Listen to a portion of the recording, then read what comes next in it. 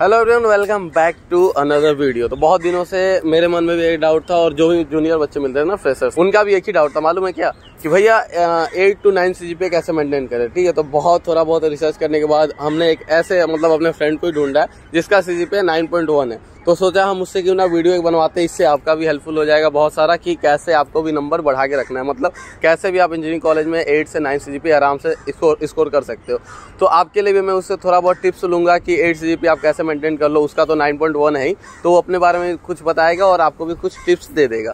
तो engineering college में simply यही होता है कि नॉर्मल अगर आपको प्लेसमेंट चाहिए तो 8 CGPA आपको रखना ही होता है, क्योंकि मोस्टली जो भी कंपनियां होती है 8 CGPA मांगती है। नहीं तो बहुत सारे ऐसे कंपनियां होते हैं जो 9 CGPA ही मांगता है, लेकिन अगर आप एवरेज एक ठीक ठाक कॉलेज में जाते हो तो वो 7.5 से 8 CGPA मांगता है। तो इसके लिए हमने एक दोस्त को पकड़ा है और उससे थोड़ा बहुत इन्फॉर्मेशन लेते हैं कि 9 CGPA आप कैसे मेंटेन कर सकते हो। ठीक है, तो वीडियो में बुलाते हैं हमारे भाई को। आ जाओ भाई। तो हमारे साथ है मेरा भाई, देख सकते हो हम दोनों सेम ही ईयर में है, सेम ही सेक्शन, बस अलग है, क्लास वगैरह सब कुछ सेम है। तो सोचा क्यों ना एक इससे मैं इंटरव्यू वीडियो एक छोटा सा इंट्रो लेता हूँ कि भाई थोड़ा बहुत हेल्पफुल हो जाएगा आपका भी और हमारा भी। तो आदर्श, सिंपल आपको करना क्या मालूम है, पहले हम इसके बारे में बता देते हैं। इसका नाम है आदर्श, बीटेक CSE से हम दोनों हैं, सेम सेक्शन नहीं है लेकिन सेम ईयर चल रहा है। सेकंड ईयर में दोनों है, अब थर्ड ईयर में चले जाएंगे। तो भाई देखो, हमारा एक ही डाउट है, छोटा सा डाउट आपसे हम पूछना चाहते हैं कि आपका CGPA कितना, एक बता। 9.13। देख रहे हो, छोटा सा अपने भाई से रिव्यू लेना चाहते हैं कि कैसे ये 9 CGPA मेंटेन किया है। तो 9 CGPA कैसे मेंटेन किया, क्या राज इसके पीछे का? अरे राज कुछ नहीं है, बस सिंपली मार्क्स मेंटेन करने रहते हैं। जैसे कि 25% तुम्हारा CA का वेटेज होता है, 5% अटेंडेंस का तो फ्री का है मार्क्स, अटेंडेंस का तो मार्क्स ऐसे ही मिल जाएगा। इसमें देखो 10% बूस्ट मिलता है तुम्हारे कॉलेज से तो अटेंडेंस में, और 80% अटेंडेंस रखो, 10% बूस्ट मिलेगा, 90% पे 5 नंबर पूरा मिल जाता है। 5 नंबर मतलब टोटल 100 में से 5%। और किसी सब्जेक्ट में तो 15 नंबर रहते हैं अटेंडेंस। जैसे इस बार PA में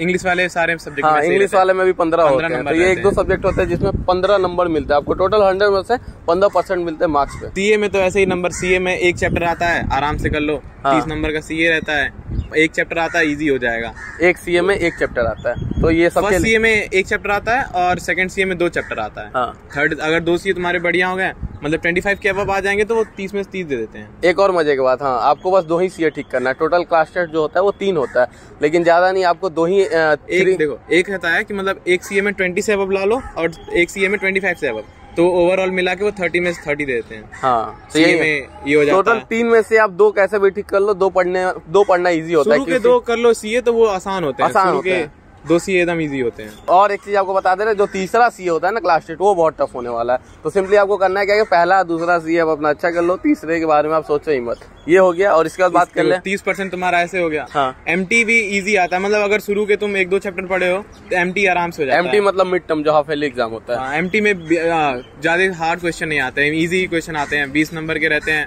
आराम से 15-17 स्कोर कर लो। ऐसा बोले कि जो CA में आप पढ़ते हो वही मिड टर्म में आ जाता है, सेम वही आ जाता है मिड टर्म में भी आपका। कभी कभी तो किसी सब्जेक्ट में PPT से क्वेश्चन आ जाते हैं। अब बताओ, तो जो आप CA में पढ़ के जाते हो मिड टर्म में भी वही आ जाता है। तो 2 ये हो गया।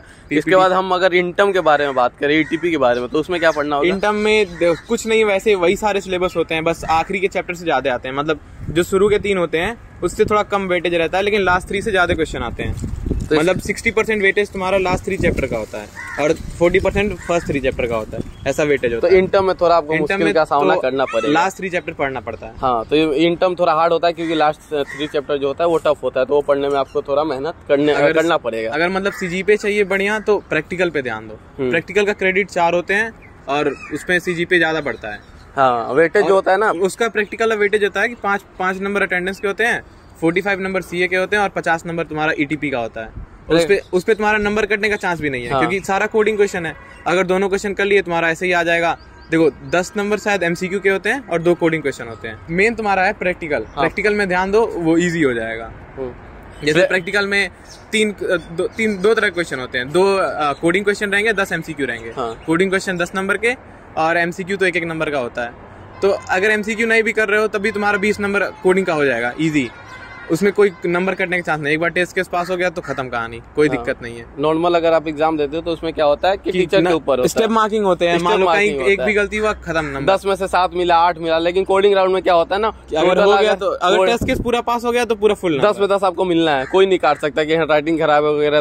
तो प्रैक्टिकल में आपको ध्यान देना। और इस बार हमारा क्रेडिट भी 4 होता है। हाँ, सबसे ज्यादा क्रेडिट जो होता है उसी का होता है, सबसे ज्यादा वेटेज होता है ना, परसेंटेज उसी का होता है। इसके बाद बात करें हमारा जैसे प्रैक्टिकल में कौन कौन सा सब्जेक्ट कर रहा है अभी इस समय, तो हमारा जावा बस चल रहा है। जावा चल रहा है। इसके पहले हमारा डीएसए था, C++ था। तो इसको बोला जाता है प्रैक्टिकल सब्जेक्ट। जो कोडिंग वाला क्वेश्चन होता है ना, जो कोडिंग वाले सब्जेक्ट होते हैं उसको बोला जाता है प्रैक्टिकल। तो उसमें आपको थोड़ा ज्यादा ध्यान देना क्योंकि उसका वेटेज भी ज्यादा होता है। तो इसके बाद अगर हम बात कर लेते हैं कि ईटीपी में आपको कैसे फोकस देना है। ईटीपी थोड़ा टफ होता है, इसीलिए आप इससे राय ले लो। ईटीपी कैसे पास करना है। ईटीपी में जो शुरू में जो टीचर मतलब पढ़ाते हैं, सिंपल चीज पूछते हैं वाइवा में।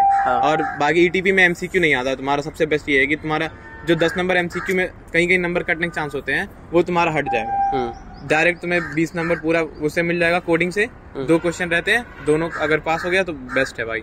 40 नंबर ऐसे हो गए, 10 नंबर का वाइवा रहता है, वो तुम इजी निकाल लोगे अगर तुम्हें मतलब वो सिंपल क्वेश्चन पूछते हैं। ईटीपी थोड़ा मुश्किल होने वाला है। ईटीपी मुश्किल नहीं होता है, बस तुमको छोटे छोटे टॉपिक्स वाइवा में पूछेंगे, ज्यादा डेप्थ नहीं पूछते क्योंकि कोडिंग क्वेश्चन में क्या ही पूछेंगे। कॉम्प्लेक्सिटी पूछ लेंगे या फिर पॉलीमॉर्फिज्म, यही सब थोड़ा छोटा चीज पूछेंगे।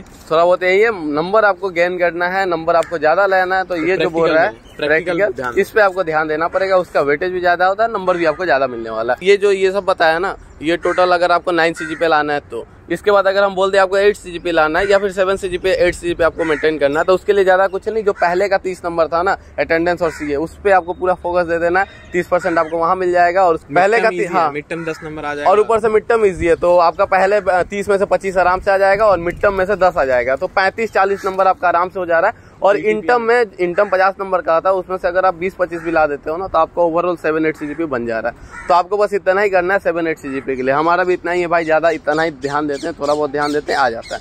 अगर आपको 9 CGPA लाना है तो थोड़ा आपको ध्यान देना पड़ेगा। जैसे क्लास में जो होता ही है, इसके बाद आपको रूम भी जाके पढ़ना पड़ेगा। ऐसा नहीं है कि जो क्लास में होगा उतना ही आप पढ़ लोगे तो 9 CGPA हो जाएगा, नहीं, आपको रूम पे भी जाके पढ़ना पड़ता है।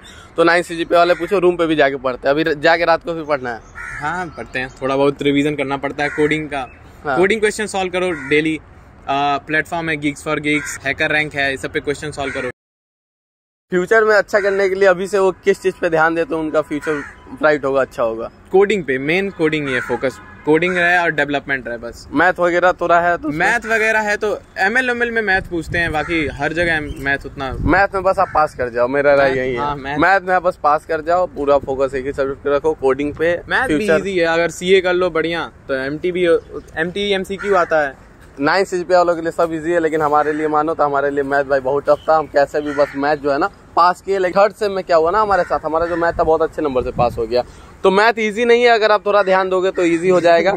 जो मेन फोकस मेरा है एक ही चीज पे आप रखो, कोडिंग पे, क्योंकि फ्यूचर में भी आपको बस कोडिंग ही पूछा जाने वाला। आपका जो भी सैलरी जॉब मिलेगा वो भी आपको कोडिंग में ही मिलेगा। कहीं भी इंटरव्यू में पहला राउंड कोडिंग का ही होता है, मेन वही है। तो उस पर ध्यान दो, अगर उस पर ध्यान ना दोगे आप, जितना ज्यादा सैलरी उतना नंबर ऑफ राउंड तुम्हारा इंटरव्यू होगा और मतलब उतने ही वो हार्ड होते हैं। हमारा भी होने वाला है, बहुत जल्द आपको देखने को मिलेंगे।